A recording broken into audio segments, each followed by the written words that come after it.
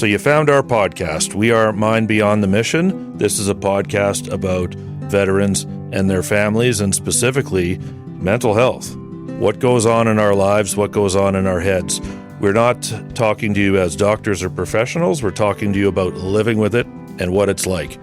Brian McKenna, 19 years in the Canadian Forces. I'm joined by my partner, Laryssa Lamrock. Veteran family member. I'm a proud military brat. My husband served in the military, proud military mom. And we're really excited about this podcast to delve into issues that are important to the veteran and family community. So join us as we talk about mental health from the perspective of veterans and their families. Dennis Mackenzie is a retired corporal from Bonshaw, Prince Edward Island, who lost 10 friends while serving in Afghanistan. Since then, he's lost many more to suicide. He's now on a mission to talk about and create awareness around suicide, suicide prevention, and to make sure that we honor and remember those that have died by suicide. So we will be talking about suicide today, obviously, and we just want to encourage people to listen with care. And if you need to speak to someone following this episode, during this episode, dial 988. Dennis, it's good to have you here, man. It's good to be here. Thanks, Brian and Laryssa, for having me. I'm really excited to have this conversation. I mean, as excited as one can be for a conversation like this, I'm excited to see that it's something that we are talking about and getting out there. You know, I find like even as we're starting this conversation, I'm sitting different in the chair. I'm sure my voice is different than normal. I want to have this conversation, but I'm nervous. I think I'm nervous because it hurts so much, you know? Yeah. There's bad news and then there's worse news. We all get bad news in life. When you hear that you've lost someone and it's suicide that's the cause, for me, it's got a different level of pain to it. And I struggle with that. And so I think even for us, you know, we want to have bold conversations. We want to have tough conversations. We want to have this conversation about suicide in the veteran community. Even I've been nervous about having it. And I wonder, you feeling that? Yeah, a little bit nervous and anxious, and I'm sure it's going to dredge up feelings for all of us. Unfortunately, way too many people in the veteran community are touched by suicide. But as you said, Brian, like we want to have difficult conversations. I think it's necessary to talk about suicide. And so, yeah, really grateful, Dennis, that you're here to talk about it today. Can you let us know a little bit your journey, what brought you to having the courage, having the courage to have conversations about suicide and create awareness around it? You've done a lot of work, but what kind of brought you to this point? I guess it would just have to be getting sick of losing people and not being able to have an open conversation about it, trying to discover through my own means of if my friends die by suicide, if it was other causes. It really, for me, I was having too many shadow conversations in the dark that were just uncomfortable, and I wanted to get them out in the light. I want this conversation to be something that is accepted and is not so awkward to talk about. I mean, we're all sitting here wanting to talk about it, but it's still awkward, and it still has its stigmas, and this is what I really want to break down, is this sensation, this feeling. I want to be able to openly be told or talk about, yes, my friend died by suicide, and that not change the way anybody perceives that person, anybody in that person's life, anybody around that person. I want this to just be able to be talked about. Yeah, I can think back to a moment for me when I was actually deployed, but one of the troops in my platoon was not, and we lost him. And we lost him to suicide. And when I first heard that he had passed away, that hurt, but I didn't hear details. I didn't know how, and honestly, when you're over there, you didn't have time to hear how. But I could tell something was different. When people die by other means, the ones that we are more used to hearing in life, you know what the military community normally does. You start hearing about, well, who's on the bearer party and when's the service, and, you know, there's 3 padres in our area. Start figuring out who's going to do it. You know what's happening. You recognize that process. people die. And I didn't see that happening. So that was the first indicator in my mind that, this is a different one. But it took phoning home and speaking to my wife at the time, and she broke the news to me, and it hit me harder than hearing that we lost him. And we've lost many others since, but that was my first real taste of it, and it was harder than knowing that he was dead. Yeah, I agree. Similar situation. It's harder to believe even that it has happened. I remember there was one of my friends who took his own life. His name was Jamie McMullen, and he served 2 RCR. And the way I found out about that, I was on the base gym in Gagetown. And after I had come home, I came into the driveway, and my partner at the time, I smoked cigarettes at the time as well. She stepped out of the house and said, "Here, light this." And then she said, "Jamie took his own life. He's gone." And it was a disbelief. It took me so long to believe that he was gone. I had to make multiple calls, not just one. He and I, just months before, were men together at one of our best friends' weddings. So I had to confirm with him, and still I couldn't believe it. And I had to confirm this through many checks before I could actually accept, because this person was happy in my head. This person was loving in my mind. And just to try and accept even that this has happened is a whole different kettle of fish. It's a whole different experience. Yeah, I think people try to rationalize things, right? We're as human nature. Yeah, try to make sense of what you're trying to make with. sense of things. And so when we hear about those other type of losses, whether it's combat, training, deployment-related, illness, accidents, that helps us rationalize. For me, it's harder to rationalize just what you're saying, Dennis. We just talked to this person yesterday. This isn't rational. How could this be happening? It's harder for many of us, I think, to process. And so many complex emotions that come with that. Not only are we processing our grief, we might be processing guilt. We might be processing anger at the person, really. We might be processing a whole layer of things. And maybe part of what makes it difficult is, do we grieve suicide collectively as a group as much as we might grieve the loss of, for example, soldiers that we did lose in Afghanistan? We grieved as a nation, really, for those losses. When it comes to death by suicide, do we come together to grieve that in the same way? And so maybe that makes that process more complicated for us too. I don't know. I think sometimes, there's other categories of it. There's no good way to lose a friend.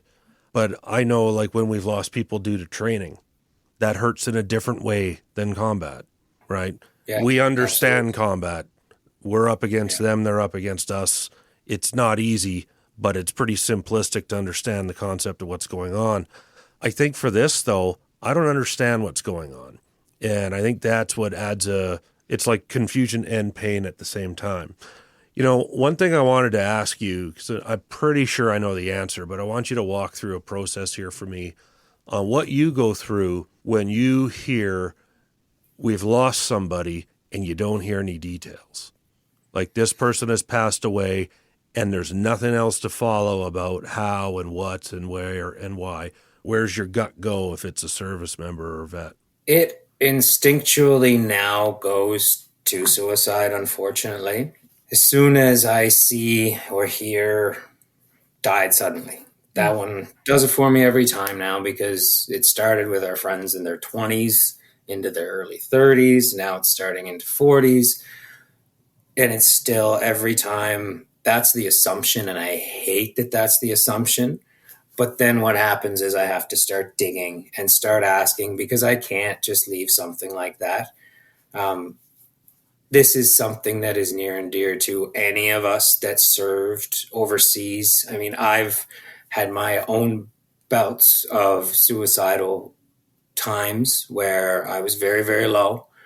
And so for me to feel like there's still something out there that can get me too, it's something that needs to be known. I need to know these types of things. And I mean, that'll always come with, like you mentioned, Laryssa, the extra feelings of guilt. That's a big one. I mean, there's never one person that I've lost that I haven't said, what could I have done? Right. I've lost, from acquaintance right to my closest friend at the time. And that's where it always goes. But that is still better than the unknown.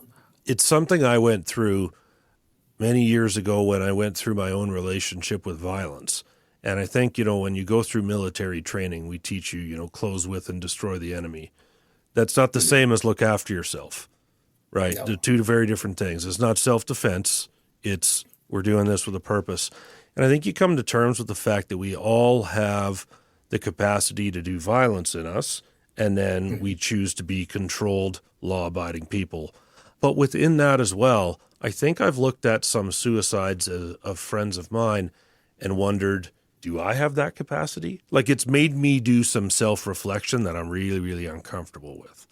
And, Right. I look at what we just asked you there. I know that I scroll to the bottom of obituaries, and I'm almost happy to the weirdest way to hear it say, donate to the Kidney Foundation or the Heart Foundation. Not that I'm ever happy to lose a friend due to kidney failure or heart failure, but I'm almost looking for, tell me it's not that. Tell me that this is going to give me a clue that, it is not yet another one of my friends lost to this. And I wish I didn't do that. I try not to do it. I did it 2 days ago. I struggle with that a lot, and I do it every time. Yeah, as do I. And I think that just comes back again to the needing to know something. And I mean, you don't want to reach out to family too early because, I'd much rather scroll to the bottom of that obituary than I've gotten into one very uncomfortable situation because of trying to get answers, trying to help get the word out that what is going on. And it was a little early for the family. And, I had some uncomfortable conversations around that. And I'm still in the end grateful for those conversations, grateful for those moments. But it's tough when you have to go looking yourself for those answers. I want to ask a question about language. We're talking about sensitivities and such. Even in preparation for this episode, we discussed this. We tend to shy away from using the term committed suicide. We're encouraged to use terms like died by suicide, lost by suicide. Can you tell me a little bit more about that? Why it's important for us to be conscious about the language that we're using? Absolutely. The word suicide isn't so much. I mean, it's a tough word, but it's not so much the tough part of the sentence. It's when we refer to the act as committing suicide, because years gone by, the act of suicide was considered a crime. You were not allowed to attempt to take your own life. And that term has stuck. And I feel just by allowing that term to continue, the committed term, it helps add and continue with the stigma. Died by suicide, fully acceptable. I mean, the word suicide is what it is.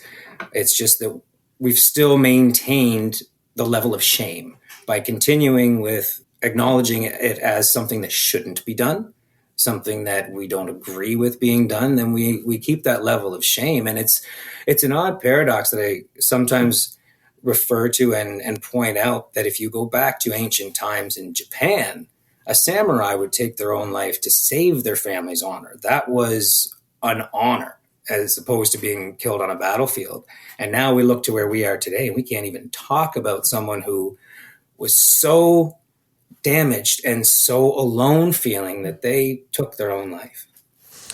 And there are militaries out there across the world where they still aren't talking about this, but, they record situations of young, very healthy men, young, very healthy women that die of heart failure. And there's all kinds of ways that this is still swept under the rug. And I've also encountered there's been family situations where they didn't want the investigations to go forward and things to this nature. So there's all kinds of other layers of complication for it. But, one place I'd like to go, both in this conversation but with this topic, is I think we've got to get past, my door is open. Like, great, my door is open. Now someone walked through it. Now what? Right? I look at it this way is, we've also, if we're going to make our door open and say you can approach me, well, then we have to be approachable. right? So we have to turn, in my opinion, to certain core people in our lives and go, you're actually allowed to call me out on stuff. And that has happened for me a couple of times in life, is those core people have said, well, remember when you said I'm allowed to do this? Brian, you're driving like a maniac these days. Brian, what's with the 5 glasses of wine instead of 2?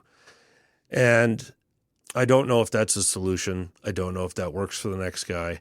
But I do think that's something we have to do in the accountability space is like, okay, yeah, guys can come talk to me, but what do I do to make myself approachable, helpable? Dennis, we've touched on stigma, and you are doing a lot of work to reduce that stigma. You speak openly about suicide prevention, the impact on you personally. So since you do put yourself out there, as Brian is saying, do more people come to talk to you about suicide? Absolutely. Just by the language, and any time that I've been anywheres in public and spoken with an audience of anywhere from 5 to over 100, there's always somebody, at least one person, usually even through the military connection, but through suicide connection. If we're talking about our general public, it'd be tough to find anyone in the world that isn't touched or hasn't been touched in some way by suicide. And it's always the same. It is, a thank you for bringing this forward. Thank you for making me feel like I can talk. Thank you for talking to me about it. The easiest way to connect and have people connect with you is through vulnerability, by being vulnerable yourself, and by being able to say that I have dealt with this. This is something that's very relevant in my life, that I've lost a lot of people at this point to suicide, and it's unfortunate, but it is a connector. And to be able to be vulnerable with someone, and then even grieving, like if you grieve over a topic with anyone, the connection, what you're able to then accomplish. I've accomplished more for my own mental health through a conversation with a stranger than through 10 years of therapy, just by connecting on a topic like this and feeling understood. When I think back to the darkest thoughts that I went through, if I had to summarize it, it's almost a feeling of futility, that things won't get better. And I think then for me, the anecdote to that is like, well, what is getting better? Almost a military left foot, right foot mentality. And where I bring this up is like, do organizations have a plan to combat suicide? Well, they might have a suicide plan on paper. But I would say that if you're working on the activities of daily living for our community, if you're helping clothe people, feed people, have them realize that next week there's a reason to be there, working on their purpose, meaning, and identity, getting rid of that feeling of futility, you're working the suicide file. So that is essentially my best foot forward on the subject, is if you can do things that help the veteran community in any of those aspects of their lives, those are things when they go negatively, they march person towards that spot. Well, here's how we bring them back from it. So is there people out there actively working on, directly in the crosshair, we're working on the suicide file? Maybe that's hard to find, but I would say the veteran food banks are doing a lot, right? I'd say the guy that tried to help someone in a housing situation is doing a lot. And so that's kind of my aspect to it. And I don't know if that works. I don't know if that's actually scientifically sound, but I think that anything that makes people realize that tomorrow's worth it and the week after could be, and the month after that, purpose, meaning, and identity, and the activities of daily living, you're helping veterans with those, you're helping the veteran suicide file. The reality is not everybody comes forward saying I'm suicidal, and most people don't. So to, like you had mentioned before, say our doors open, if you're just waiting for someone to come to you saying, listen, I think I'm about to kill myself, can you help me? I can tell you I've lost a best friend who did not do that. That doesn't happen. That's not the traditional. There's signs and there's reaching for help. And to touch on that story, so good friend of mine, he was my best friend at the time, George Curtis. He's a veteran, and he and I were actually working on things for this together. The very first public video I had ever made was a very short video entitled "If I Take My Life," and I can share it with you so that you can share it with listeners as well. And it was only, I think, a 30-second clip. I think there was 8 or 9 different veteran faces we were cycling through, and the message of the video was, "If I take my life, please talk about it." Mm-hmm. And this video got quite a bit of attention. It had a lot of views very quickly and took a lot of steam. And George and I were working on this type of thing together, and even our last conversation was about this. But 3 weeks into this campaign, he took his life. I had no signs. I had no warnings. And so this is what I mean. We're working on something, trying to bring it to light, and he quietly takes his own life. Mm. So to think that we can wait for someone to come through our open door saying, "I'm at the edge and I need you," it's just not going to happen. We've got to find ways of setting the markers a lot earlier, the warning signs a lot earlier, for us to be a lot more vigilant on each other and knowing what's going on. And I mean, it's tough in today's climate. It's tough living these days. Everything's going up. The prices of things are going up. We're also worried about ourselves, that it's not always easy to have the foresight on other people. Something really important that you said that I really want to emphasize, because this is such a difficult conversation, and I'm sure each of us are scrolling through memories, people that we've lost, like, in the moment, and that guilt piece can be difficult for those left behind. What you said that I want to emphasize is that there's not always warning signs. Wouldn't it be easy if we could just give you the checklist, check in with your buddy, hey, here's A to Z, let's go over this? It's not that easy. There are not always warning signs, and I think that it's important for people to understand that. Whether we will always understand, we were talking about rationalizing it, we might not always know why. We always want to know why. We might not ever. So I just wanted to reemphasize what you had said, Dennis. I think that's really important. One thing I want to put out there is that when someone joins the Canadian Forces, there is screening on the way in.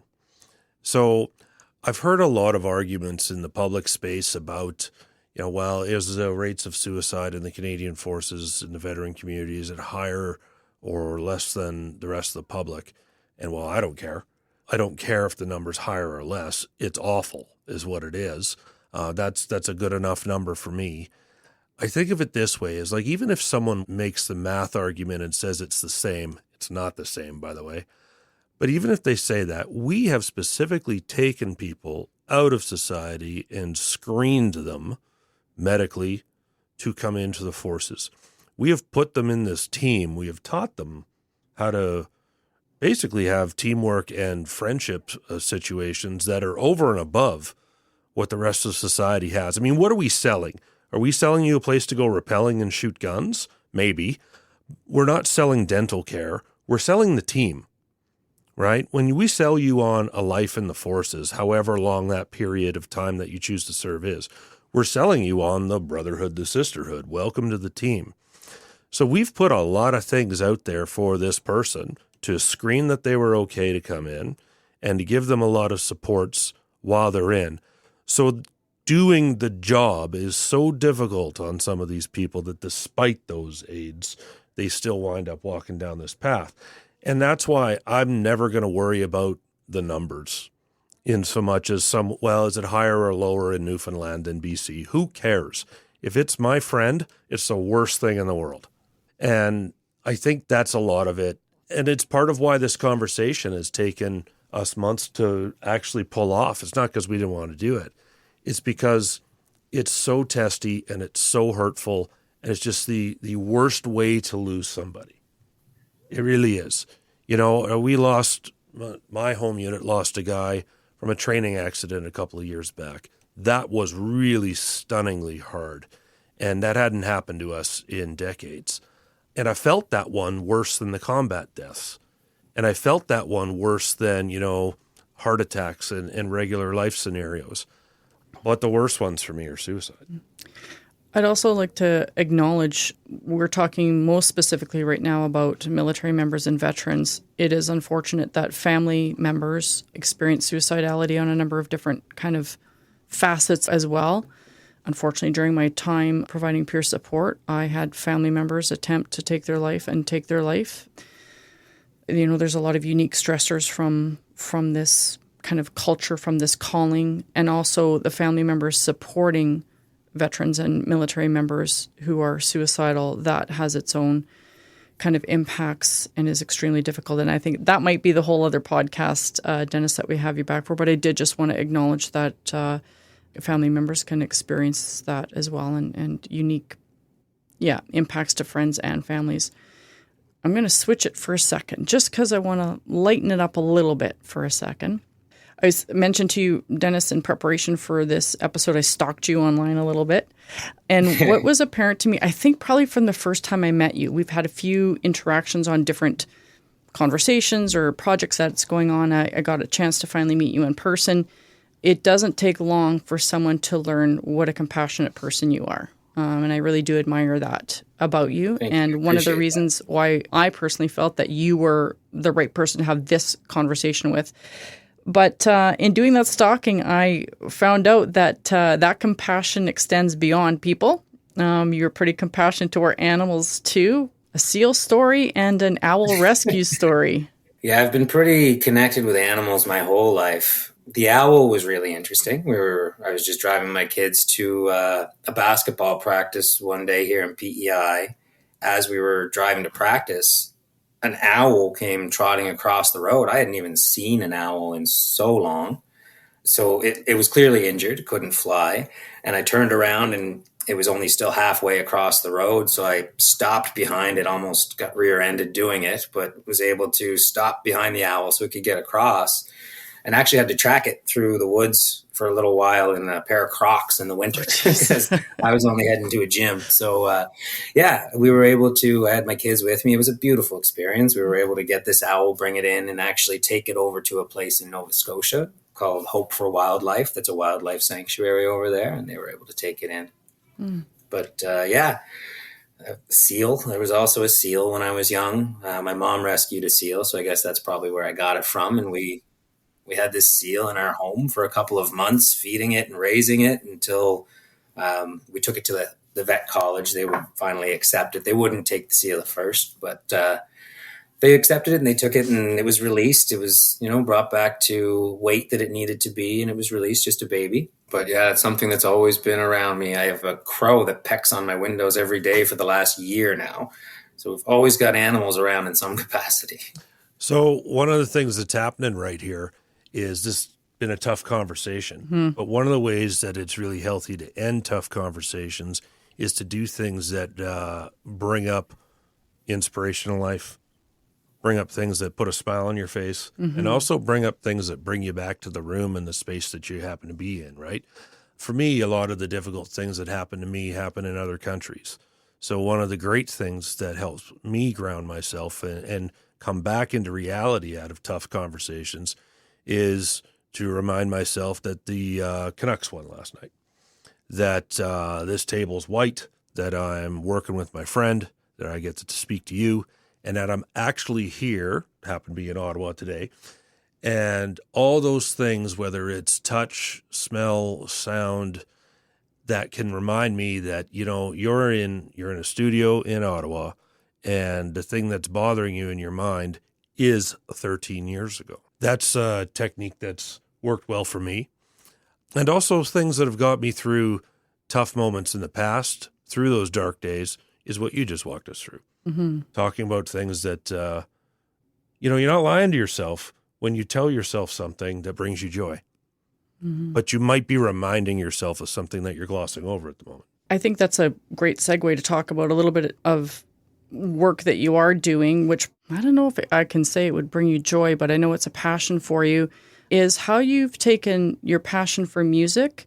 I'm assuming that music brings you joy, and how you have kind of intersected that with the losses that you've experienced. Can you tell us a little bit more about that? It all kind of came about organically. I was just in a bit of I was in a low point. I was trying, all the different modalities of healings and therapies and struggling quite a bit. And I was fortunate enough to get connected with a medicine woman in New Brunswick who works with psychedelic therapies. And it was a psychedelic assisted therapy that had first opened the door to a project I started called the Guardian Angel Platoon. During this treatment, I saw things totally different. I came to peace with the loss, even those that I lost to suicide, which I did not think would ever be possible. I was able to see them. I was able to understand that they're still out there helping.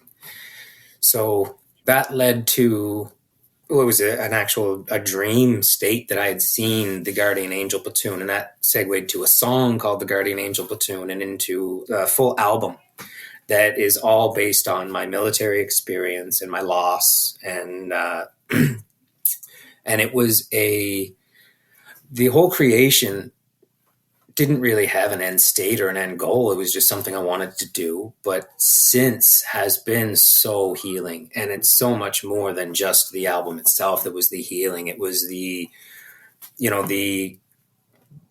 live performances, and that's where the conversations would spark, and so many other people that were in similar situations. But I've since been continuing to use music and write songs as a way of getting out what's in there. It's nice to be able to not necessarily mask your feelings, but to put your feelings out in a way that people really not only accept, but enjoy. Right. How are you feeling right now? We're wrapping up the conversation. How are you doing? I'm feeling good. Gotten a bit emotional. I've definitely had some feelings stir up, but that's what these conversations are meant to do. Feelings aren't a bad thing. 5 hours from now, if that changes and you're not feeling great, what's your strategy? I've got such a good tight-knit family support around me. I try to be very open to the best that I can. I've got friends, I've got activities, I've got my guitar. That's usually when I first start slipping, I'll probably sit and play guitar for 5 hours straight, just because it's not like it's a magic serum, but what it does is it puts me present, it puts me grounded, and it puts me right here in this moment doing something that I enjoy. And if I'm not present, I can't really play the songs. I can't remember the lyrics even. I can't remember the chords, but you have to get yourself present just to be able to perform that piece. So for us, I'm doing pretty good, but I'll be honest, it's been one of the tougher conversations. I've spoken about people. I've left their names out of it, but I've seen the faces as we're talking. As we're talking, I've seen, different parts of funeral services, and those things are tough. I'm doing relatively okay, but if down the road I'm not, we're probably going to have dinner tonight with some of our colleagues. I'm definitely phoning my kids. And if I'm still troubled by this in the morning, you'll hear from me. And that's it. I feel like we have now opened something, that we have started a conversation together, and I feel comfortable to speak to both of you now to say, I'm feeling something. Thank you both for being vulnerable, feeling the same way. It has, of course, made me reminisce and processing a lot of emotions, and we'll definitely be tapping into some self-care strategies. But thank you both for that vulnerability, your honesty, Dennis, being willing to have this difficult conversation.